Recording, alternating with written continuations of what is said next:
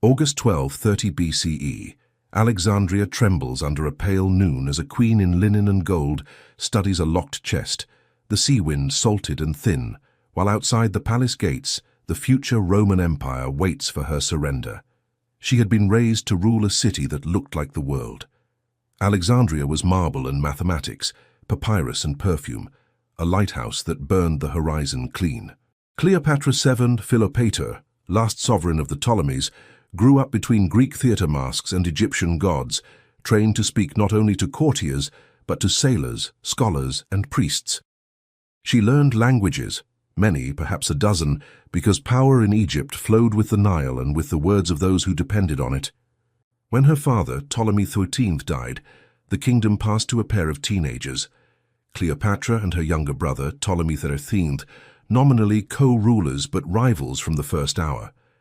Court tutors bowed in one room and plotted in the next. The regents favored the boy. The streets favored whoever could keep bread in the bakeries and bribes in the right hands. Cleopatra tried to act like a monarch rather than a mask, signing decrees in Egyptian as well as Greek, an unusual pointed gesture in a dynasty that often ruled behind translators. The first campaign against her was not a battle, but a rumor. She was accused of arrogance, of ignoring tradition, of refusing to be invisible. Exiled towards Syria in 48 BCE, she gathered mercenaries on dusty roads, while Alexandria crackled under her brother's guardians. The city had seen conquerors come and go. It was not prepared for Rome to arrive in the middle of a family quarrel. Julius Caesar followed his defeated rival Pompey to Egypt and found a head in a basket and a war in a palace. Cleopatra knew a general could change a kingdom faster than any priest, so she engineered a return, not with banners but with theatre.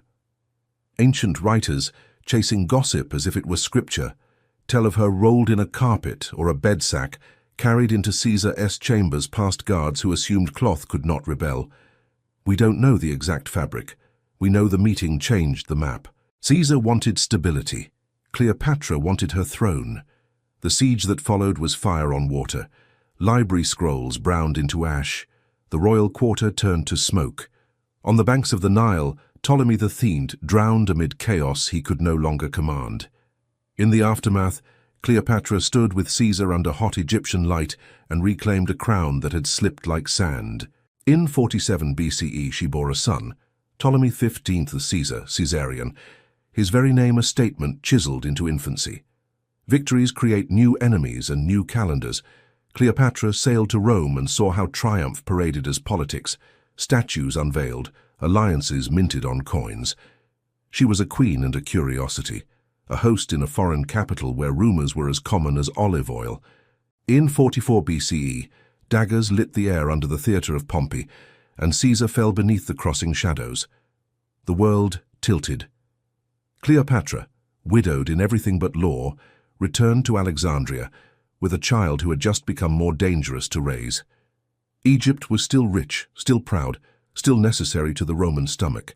Grain measured the patience of armies. Cleopatra tightened the administration, cut through graft where she could, and staged her reign as an argument. Not decadence, but competence. Not mystery, but math. She minted coins with her own profile, strong chin, direct gaze, signaling that governance in Egypt did not require a Roman guardian. In 41 BCE, the stage shifted to Tarsus, where Mark Antony waited on the Cydnus River. Cleopatra arrived not as a supplicant, but as a story. Purple sails, silver oars, music turning air into silk. The spectacle was not vanity, but vocabulary, a translation of power into a language Antony understood. Roman commanders counted victories. Egyptian queens commanded moments. Banquets measured hesitations. Promises mapped the distance between desire and decision. Their alliance was personal and geopolitical, sealed by children, Alexander Helios, Cleopatra Selene, Ptolemy Philadelphus, and by shared enemies. Antony needed resources for eastern campaigns. Cleopatra needed a protector against Roman manipulation.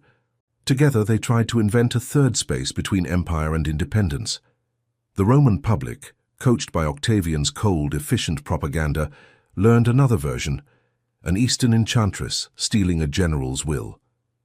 Cleopatra knew how image worked. She also knew how often image lied.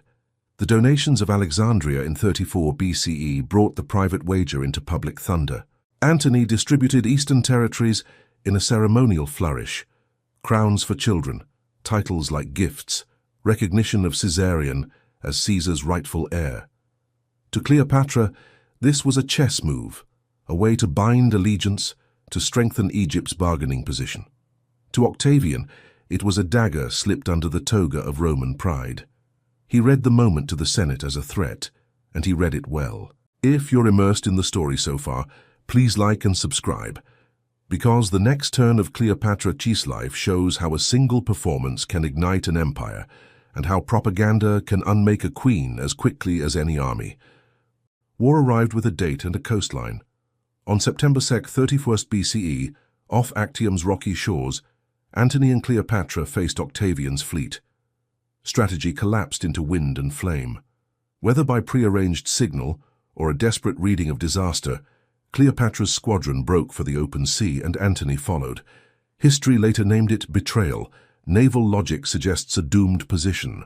Either way, the retreat fixed the narrative. Octavian the steadfast, Antony the compromised, Cleopatra the manipulator whose very presence bent the battle. They fell back to Egypt, where hope became rumor's hostage. Antony raised what forces he could. Cleopatra fortified harbors and counted loyalties. The news that reached them in 30 BCE came like iron filings drifting toward a magnet. Defections, then more defections, then the clatter of surrender. When Octavian advanced on Alexandria, the city braced not as a world capital, but as a widow. The end is usually told as a melodrama. It reads, under light, like a sequence of bruised decisions. Antony, misled by the report that Cleopatra had taken her life, fell on his sword and died in her presence after being carried to the mausoleum, where she had locked herself away.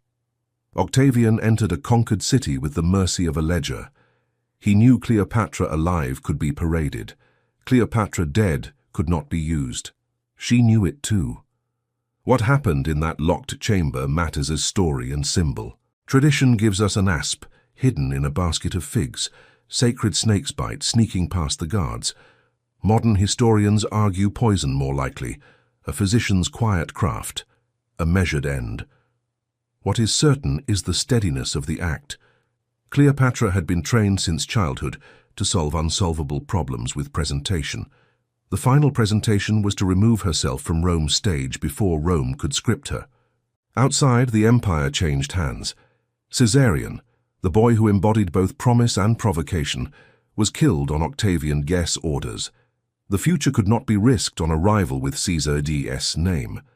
Cleopatra's children by Antony were spared and led toward Rome to become hostages to goodwill. Alexandria adjusted to a world where the lighthouse still burned, but the light no longer belonged to a queen. To call Cleopatra merely a seductress is to accept a caricature painted by opponents who needed a villain in silk. She was a manager of scarcity, a translator between civilizations, a ruler who used theater because audiences, domestic and foreign, often rewarded spectacle faster than spreadsheets. She held a frontier state together under imperial appetite and turned cultural fluency into a weapon sharper than bronze. Her lovers were also policy choices. Her beauty lives in later imaginations. Her decisions live in documents, coins, and the grain shipments that kept soldiers from mutiny. Consider the overlooked details that proved decisive. The languages that let her hear insults before they hardened. The choice to sign decrees in Egyptian to anchor herself among subjects her dynasty often treated as scenery. The control of the mint, small round messages that traveled further than any proclamation.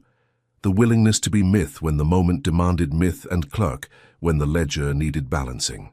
The queen that Rome feared was not the goddess in gold, but the administrator with a plan. And yet the world remembers the purple sails. It remembers the carpet rumor, the asp, the breathless aesthetics of a city designed for amazement. Cleopatra herself curated some of this. You cannot defend a small throne by being small. But the last act of her life, the locked chest, the sealed door, the refusal to be processed by a victor's parade, those are not the gestures of a coquette. They are the choices of a sovereign who understood how stories seize power. Rome rewrote the ending into a preface.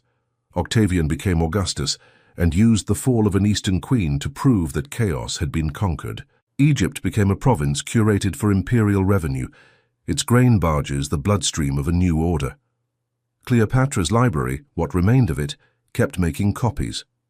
Scholars still argue, as scholars do, about what was destroyed in the siege years and what was lost slowly. The way a shoreline is lost one tide at a time, what survived of Cleopatra spread beyond marble. In art she became costume and cautionary tale, then icon and inquiry. In every retelling you can hear the pressures of the teller's own age, medieval moralists, Renaissance painters, 19th century Orientalists, 20th century star systems. Strip the ornaments and you find a woman trained for rule, attempting to turn a narrow corridor between empires into a corridor wide enough for a dynasty to pass through. Return to the palace on that August day. The chest is not treasure but instrument. Outside the sea pushes and withdraws against the breakwater like a long breath. Inside, a queen measures what she can still control, the manner of her exit, the protection of what remains of her children, the stubborn dignity that has to stand in for victory. No decree can stop an empire.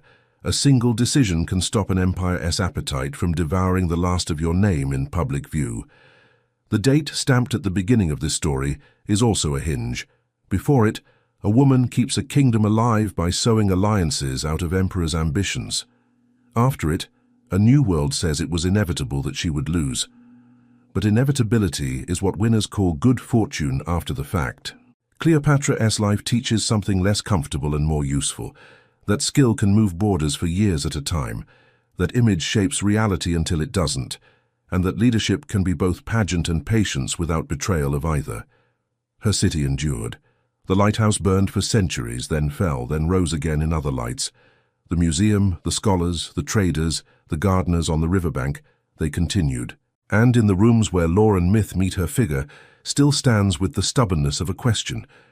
What does it mean to rule when the audience is hostile, the stage is tilted, and the script is written by those who will come after? August 12th, 30. BCE. Alexandria holds its breath as the chest is opened, and the story closes its circle. If this journey through Cleopatra's life brought you something vivid or true, please like and subscribe. Then join us next time as we follow another life to the edge of empire and back again.